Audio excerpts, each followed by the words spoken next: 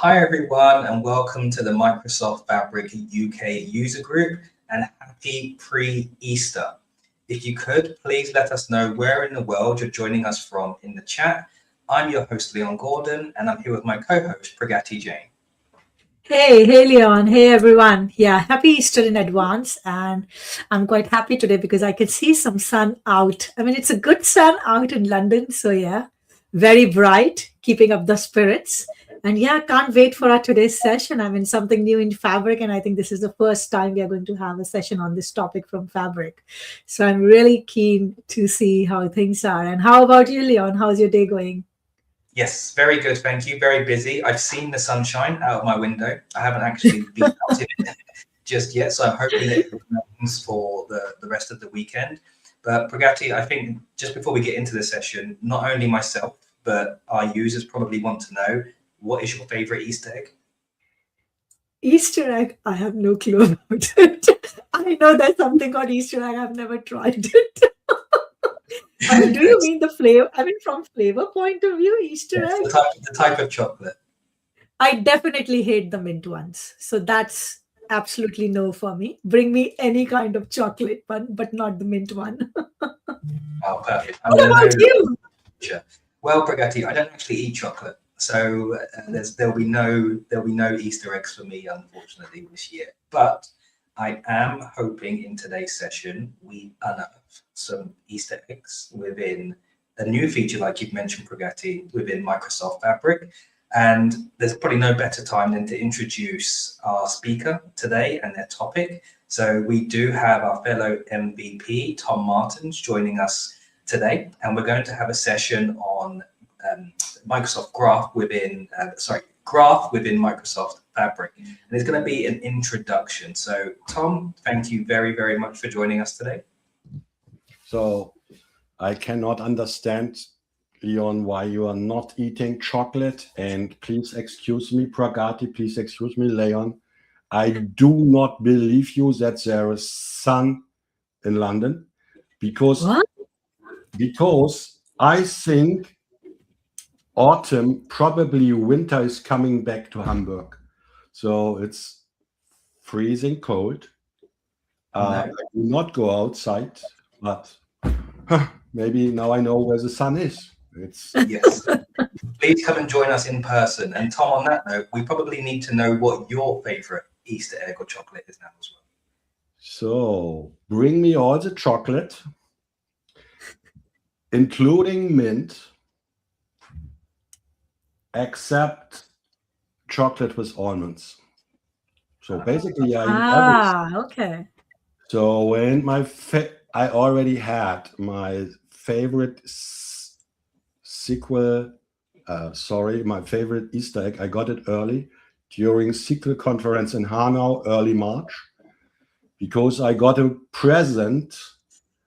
It's called Überraschungsei, chocolate with tiny gifts inside, and I got this. It's the Mandalorian.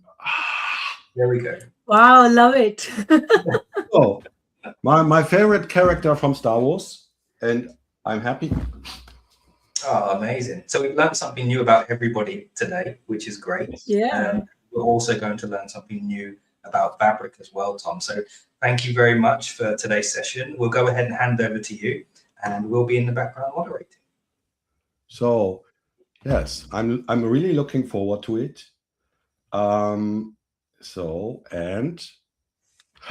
It looks, you're seeing the dark screen with white characters, right?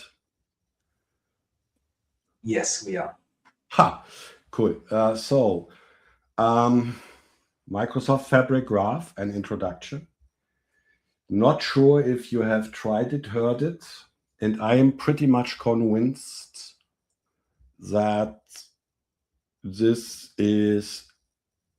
we are entering some kind of new era in the type of analytics. We meaning the Microsoft Data Platform team, because now we have GraphDB. So this GraphDB is not new. I will come to it, and I'm also provide a little bit of introduction, how it looks like, how it feels inside Fabric. I also heard that GraphDB and Fabric is becoming a GA in the next couple of weeks. So not next couple of months, next couple of weeks. So this is also good. Yeah.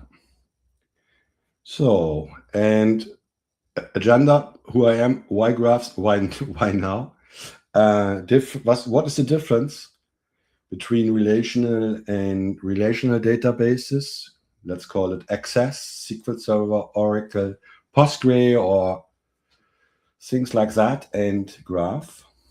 And also there's some kind of comparison between my favorite analytical query engine, the semantic model or Vertipack, inside this thing, inside Power BI, that allows us to fill pie charts with data. And some key takeaways. So who I am. So this basically is my first presentation where I have updated the number of years I'm currently doing it. So I realized I'm not doing it 30 years, but all other presentations, things like that, are a little bit, let's say,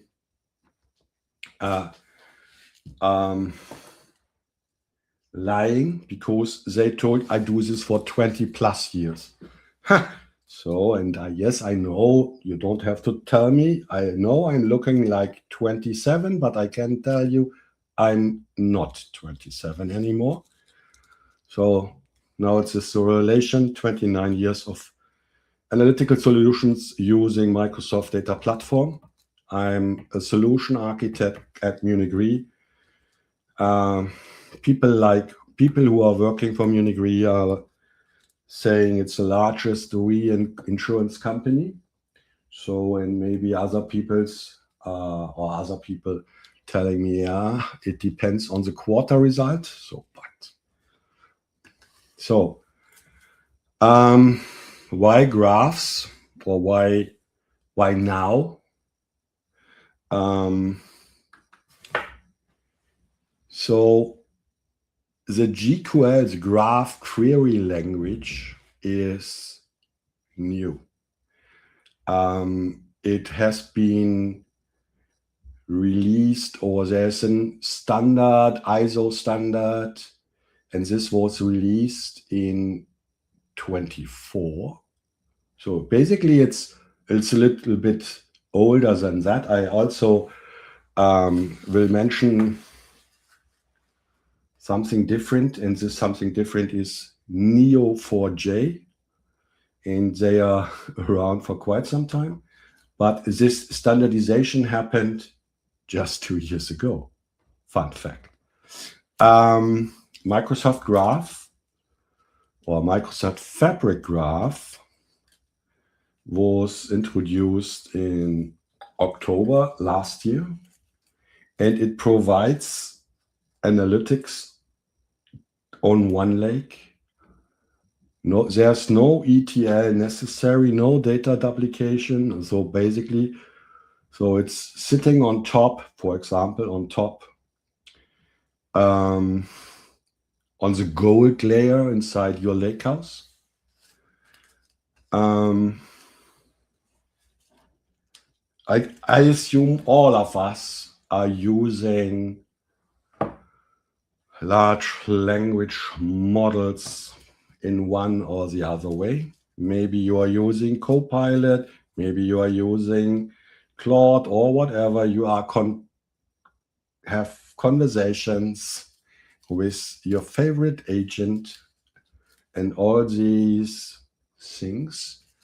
What they have in common is they are founded on large language models, and all what these let's say, have in common these models are the knowledge graphs. And this is something that makes these graphs, graph DBs, very, very attractive. So what does this mean? I can, for example, answer or raise the question like, what are the top 10 customers? What products have the top 10 customers bought that also other customers have bought? And this then is somehow translated into GQL, blah, blah, blah, blah, blah, meaning GraphDBs make accessible, not just for business users accessible, but of course not just for large language models, basically for all kind of questions that are focusing on relationship between nodes. So this, what a relationship or an edge and nodes are, I come to this right now. So sometimes nodes are called vertices, edges, or relationships.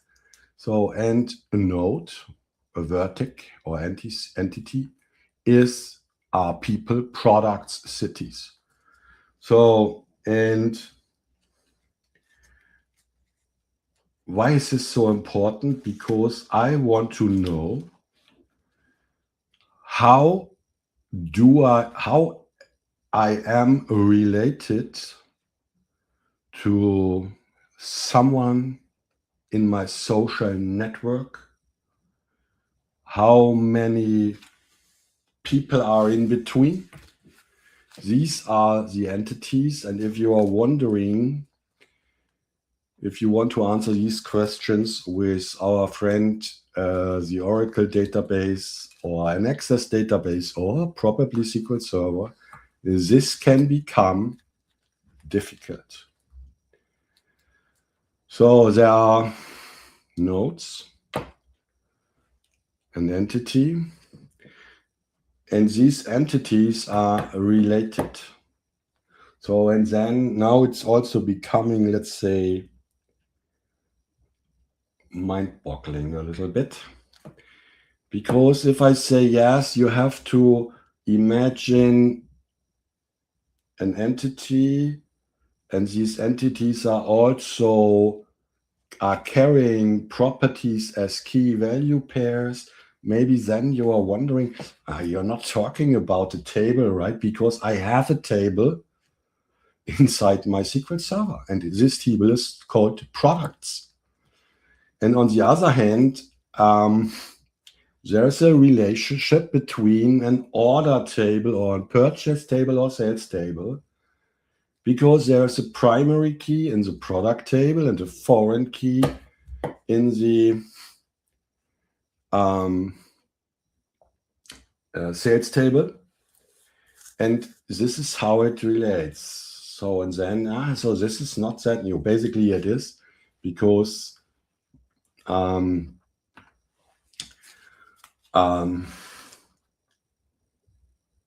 the most important thing in a graph database is a materialized, let's say, relationship. And this is something that is not happening, especially, or even if you consider more complex indexes, these materialized edges relationships are allowing fast traversal between related edges. So, and now you see it. How can you imagine that? A fact row is like an act because it relates a customer with a location and a kind of store, Munich location, bakery. So these are somehow, you can imagine a fact table as an edge, but do not get trapped in saying that a fact table in my lakehouse or your Synapse data warehouse is an edge. It's not. Somehow it helps, but do not get trapped. So this is how it works. So if you have a past or are standing with both of your feet into the semantic model swamp, pond, ocean, then you know what I'm talking about, because their relationships, at least regular relationships, meaning one-to-many relationships, are materialized under the hood. And this allows tremendously fast aggregation of large amounts. And this is also one of the reasons why a couple of slides also contain the comparison between a semantic model or semantic Vertipack engine. When I am entering something new, like the graph model, I need comparison. This is like this that I know well, or that I know well, or is this completely different? I'm always comparing things and have analogies. And if I think I have understood this new thing because of that analogy, I also have the tendency to really ask myself, was I fooled by this because I compared it with that? Or is this really similar? So it's, some things are close, some things are completely different. And for this reason, be careful if you say, this is my node, my table, my dimension table is a node, and fact table creates some kind of edge. Yeah, probably helps, but it's not the same. Paradigm shift. So this is what you might or might not know.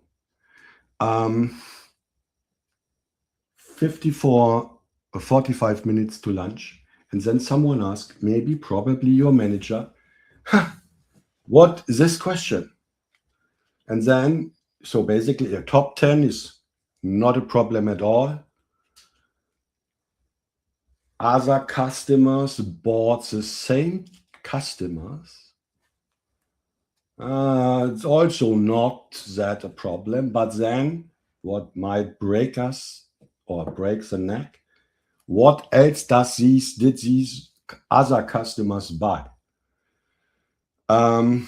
So this is a 3-hop blah blah blah join with customers, products, things like that. And so how do I know Leon or Pragati on LinkedIn? So basically direct, because we are connected, but then there's a second saying blah blah blah. You can do this also on LinkedIn, and this needs joins, a lot of joins, to find all capabilities or friends or products or customers. So this is difficult. These questions are difficult using our beloved relational engines, or even it's also not that simple. It's also not simple using Vertipack or semantic model. 6 tables, 5 joins, and we are only traversed 2 hops. So this is how we do this kind of thing with relational models. I need products, customers. Maybe I also want to do this in the last 6 months, 6 days, last year. I also probably need some kind of location information if I'm talking about this bakery mentioned earlier, this person who's buying something in a bakery in Munich, probably me, when I'm in Munich. And then I start doing my question, and then I'm using the result as an input for a subquery, as an input for a subquery, as an input for a subquery. So this can be time consuming, and sometimes it's also not only time consuming, sometimes it's also mind boggling, and of course it costs performance. So this is basically how it looks like: join here, join there. And this is how we do that. Simple as that, maybe. Self-joins, deduplications, and we are even not close in the top 10 customers. You may remember this first, the question, what are the products? What other products are customers buying who buy the same products like our top 10?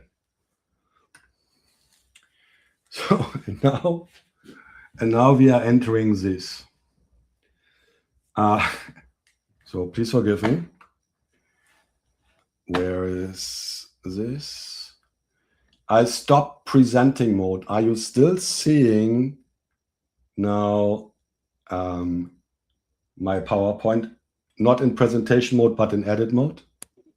We are, Tom, that's correct, yes. Yes, yes, yeah. Thank you. So I did this stop presentation mode because I realized that something happened on this presentation, and this presentation, for whatever reason, it got these bullet points for this. So now we are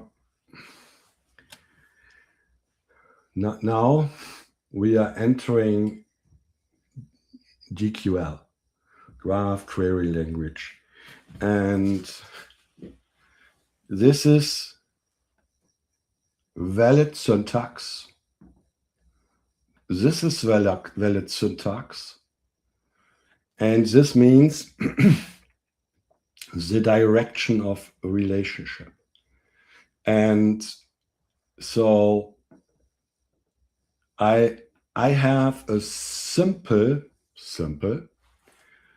thing where I can formulate this just by describing how these relationships, these edges, or sometimes I call them highway, are traversed when I'm trying to solve something that is heavily related on this relationship thingy, this graph query thingy. And this is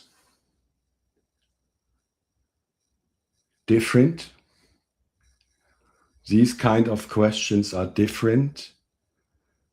Then I want to aggregate across countries all my product groups, and this only for the last 27 days. This is a different kind of questions. And now I'm trying to get back to my presentation mode. and it looks, it worked fast. So maybe I'm good with PowerPoint. This was surprising. So this is a very simple GQL question that requires a lot of self joins, a lot of with statements probably, when I want to have the same result in a from a SQL Server or Oracle or whatever. So I am not saying that graph databases are the successor of something. No, it's not. They are solving different problems, or they are here for different problems. So, and this is table, rows, columns, implicit relationships, this foreign key joins. And maybe the most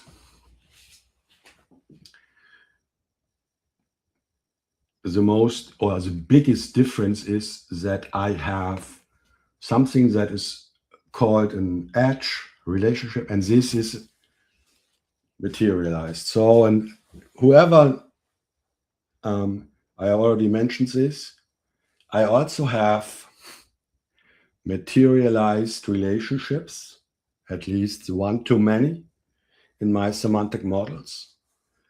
Yes, but still the query engine behind that, the semantic model, the VertiPack, is currently not providing means, means like these fancy operators that provide the direction that I want to traverse these relationships, these edges, do not provide us these kind of DAX functions. And for this reason, close or similar, I have materialized, but it's not the same. So what I'm doing relational, and most of the time also with the semantic model or the lakehouse, are these by region, total revenue. There's a columnar storage, filtering aggregations. This is what we do right now. Now I have questions that, complex questions that cannot easily or not at all answered by the VertiPack thingy or relational stuff. And for this reason, we need these graph thingies.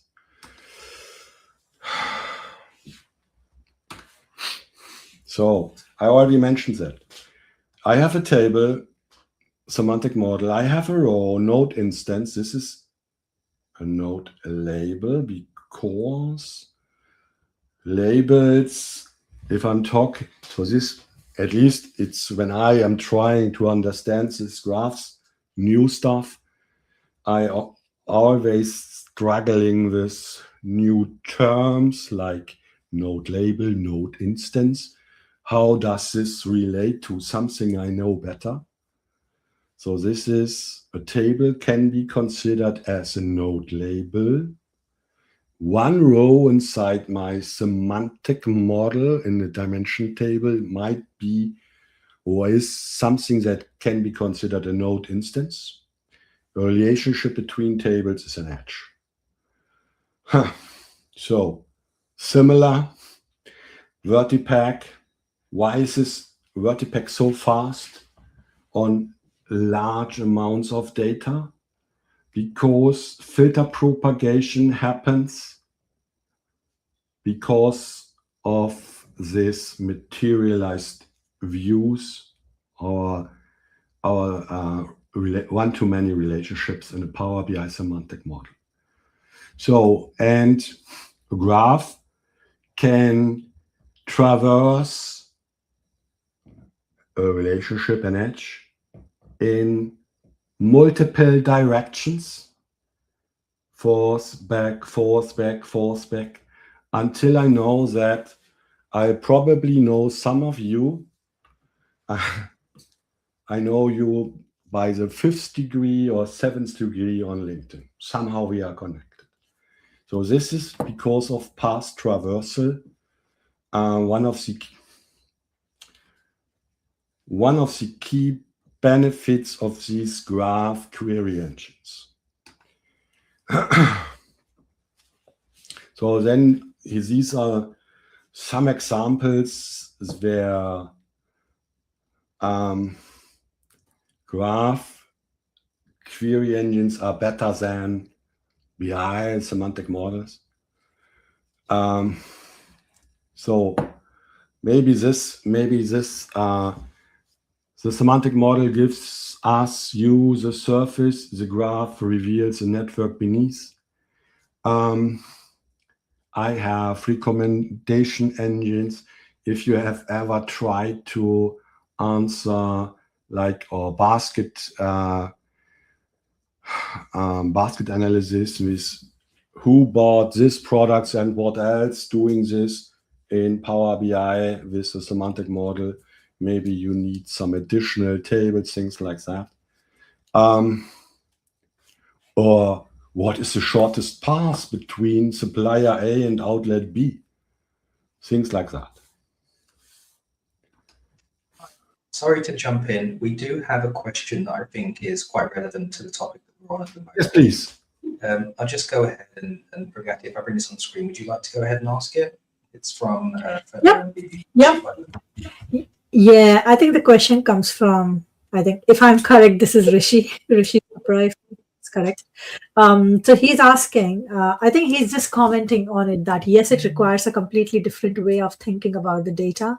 Have you tried or had any luck in getting Gen AI to read your semantic model and design an ontology around it?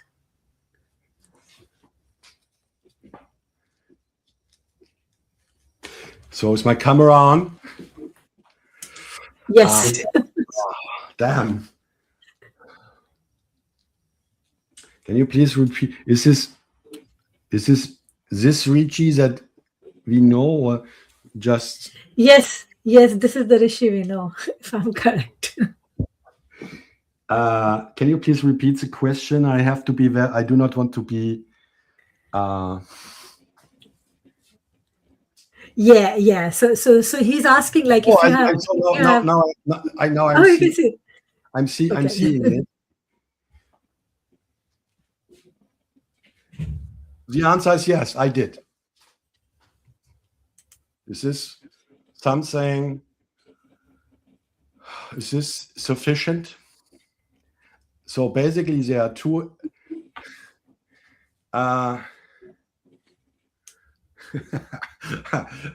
This will change. This will change. So this will change.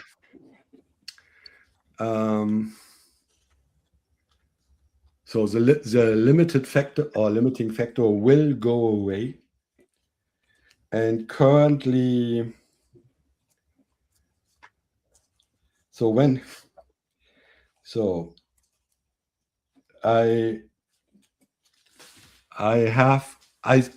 have a couple of, no, basically I think it's just one slide, and I will go to this slide right now, and then working backwards. No problem at all. Thanks, Tom. Are you? And Rishi also mentions that he's not going to hold you to an answer as well. No. This is no. This is This is basically at the end of my presentation. I assume that all of us have heard about Fabric IQ. And it looks like, or Microsoft is promising, it will be the savior for all of our unanswered questions. And most likely, it's not a lie. Most likely, it's not a lie. Most likely, it will not happen tomorrow.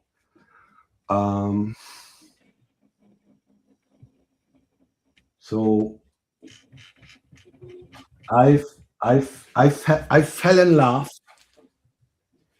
with Power BI more than a decade ago, and I was thrilled how fast a couple of things could be done.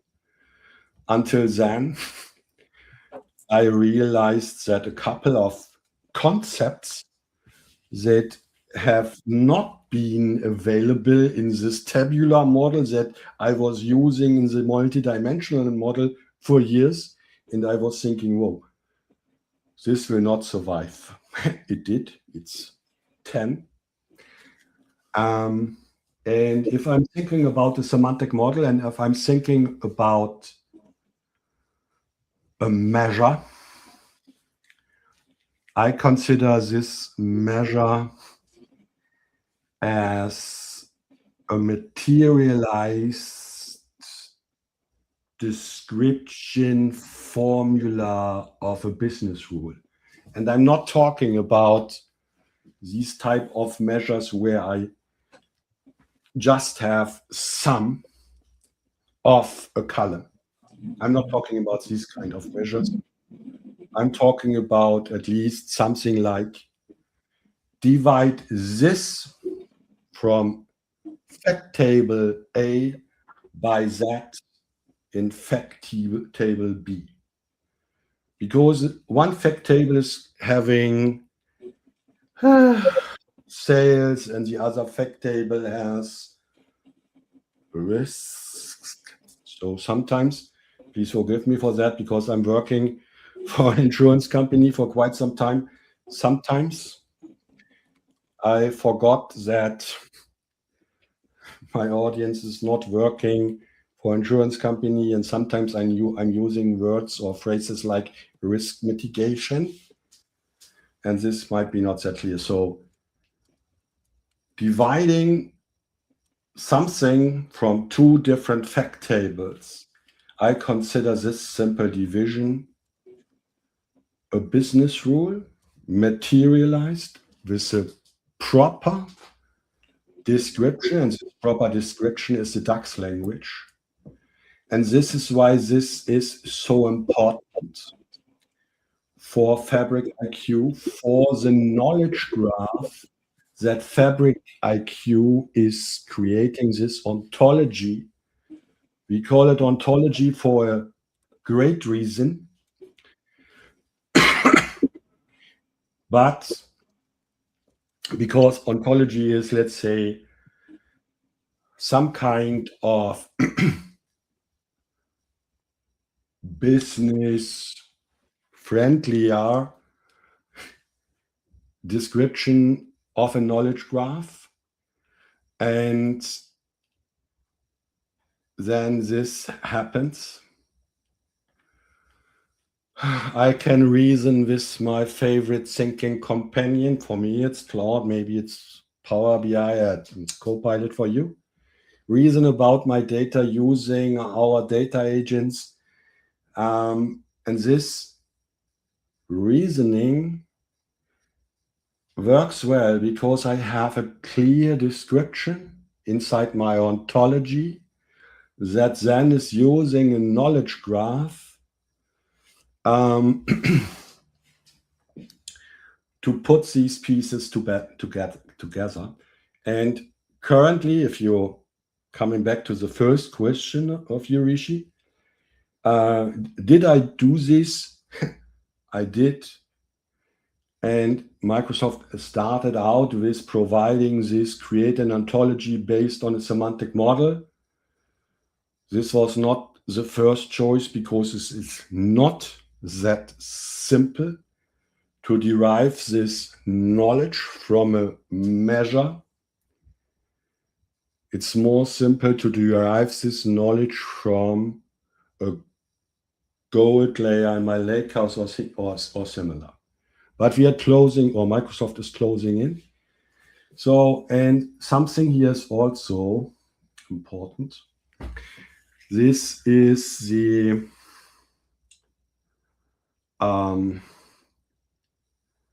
graph inside Fabric is close to GA. So, and now, so I do not go further because here are some thinkings for that I want to spare for a little bit later. For this reason, I do not want to go there right now.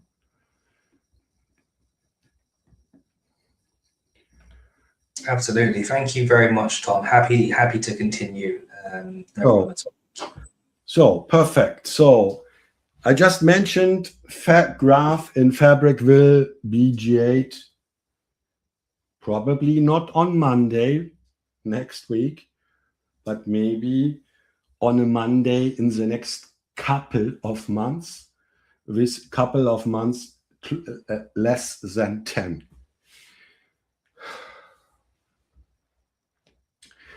So this is graph DB inside Fabric, but it's not something that was built up completely new. No, it's not.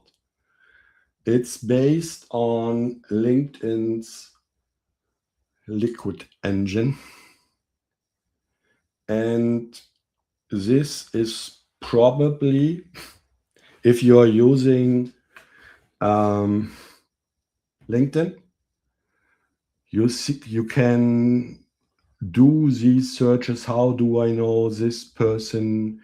How many hops do I have until I land on his profile or things like that? So there are more than 2 rows in one of the fact tables. Remember, relationships, edges, could be somehow considered being a fact table. There are 270 billion of edges inside LinkedIn's economic graph.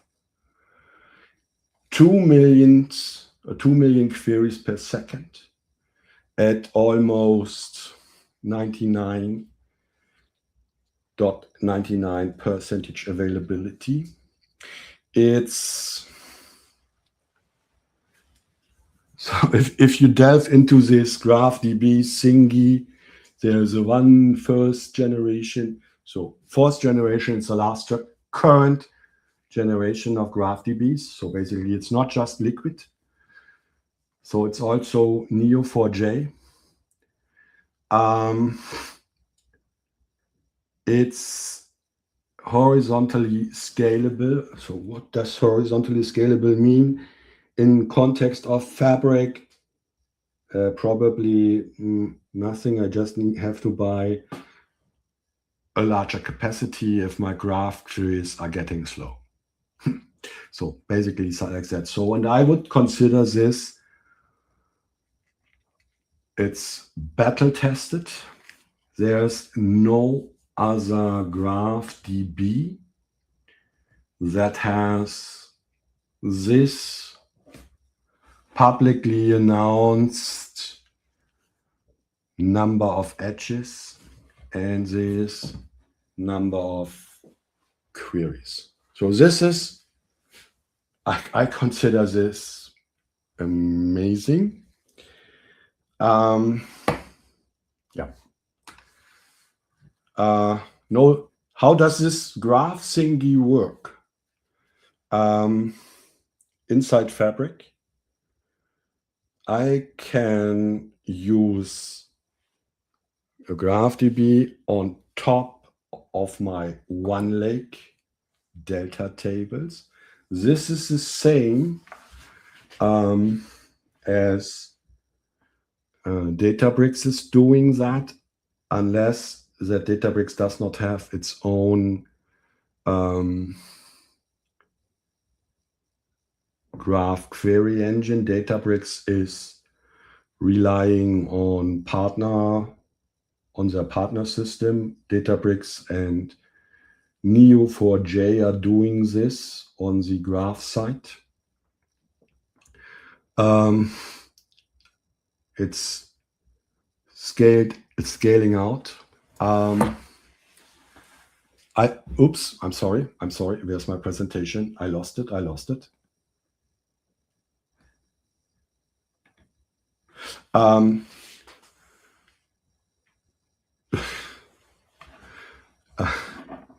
So there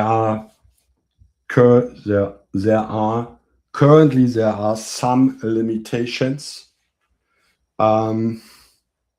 regarding the full stack of GraphQL keywords. So very important keyword that is currently missing in the implementation, but it's coming. It's the with statement and the filter statement. So this is something that is missing.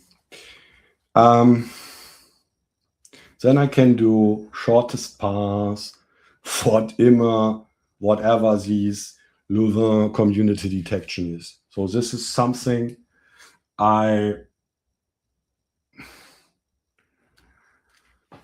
have a deep-rooted heritage inside Power BI. However, when I think about a query engine, I'm always second thought, third thought, latest is how do I visualize this in Power BI? So this is a good question. How do I visualize this in Power BI, these things?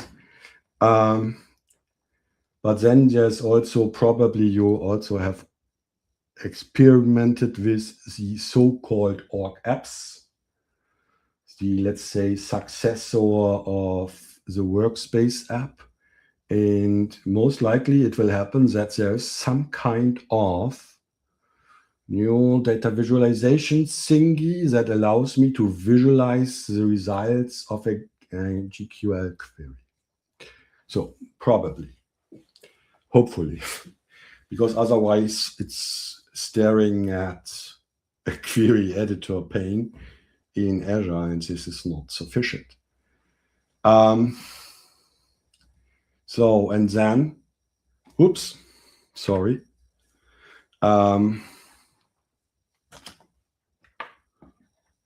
Sorry.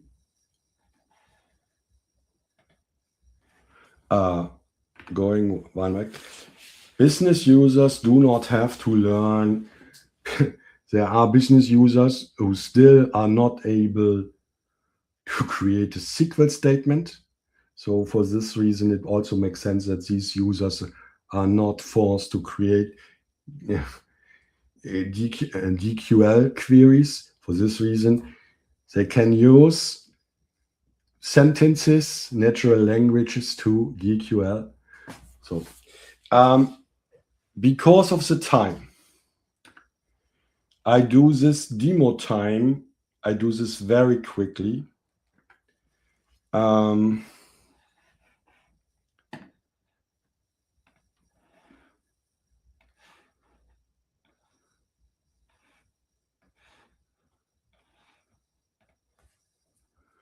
So I have a GraphDB inside my Fabric workspace, and I have a very, very simple lakehouse. At the current moment, and this is And this is something I do not like. Graph DBs, if they are connected to a lakehouse as an underlying data source for their graph model, needs this lakehouse without a schema. Basically, all the other features are expecting me to have a schema like one-leg security, things like that. But then I can create, fancy, right? Then I can create, I can do this for hours, staring at this. And so basically it works with both nodes. I'm sorry for that. This is my this is the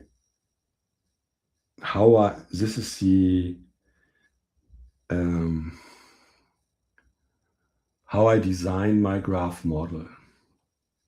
And it took me some time to do this. I have one edge. Okay. So what does this mean? So I have a customer who has a relationship to something that is called order. What? And if I'm looking at my lakehouse,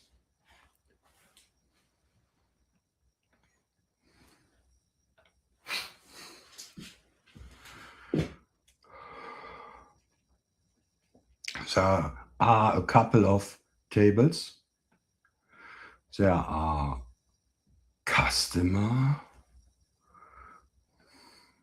and there are somewhere there is something I call purchases. I can't see it right now. I guess I call this purchase, the effect internet sales table. So I have this empty canvas. I have a lakehouse with thousands of delta tables. And then someone asked me, this GraphDB, create nodes. Doing this, I call it product. And no, I can't create a node because I need to add more tables before that. So this requires a new start. No, not a new start, but this requires some learning period. So if you are good with notebooks in Python and Fabric, if you are good with pie charts in Power BI or DAX or Fabric Data Factory, this doesn't mean that this is simple. And it takes at least a weekend until you understand what's going on. And this is sad and also because of the time, I want to come back to my presentation because there are takeaways. I already mentioned this, that graph databases store relationships explicitly. GQL is a new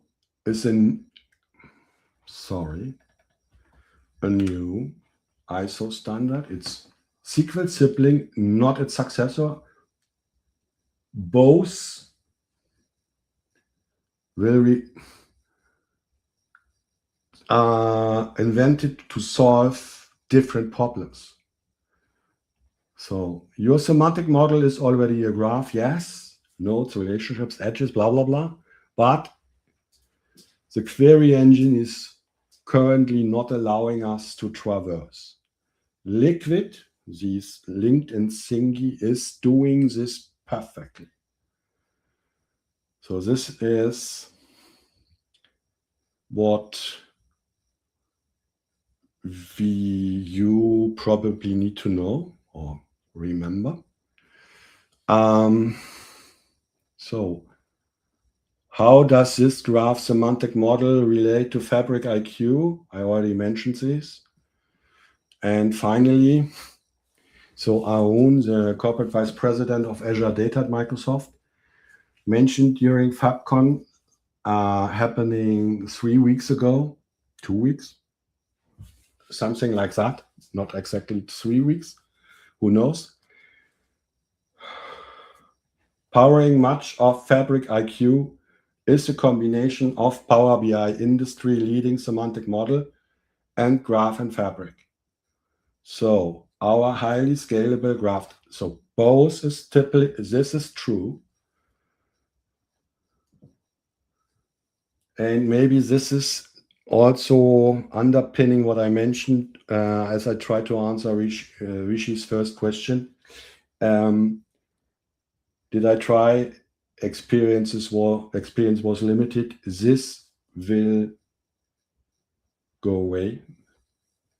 So, and this guy, this is me.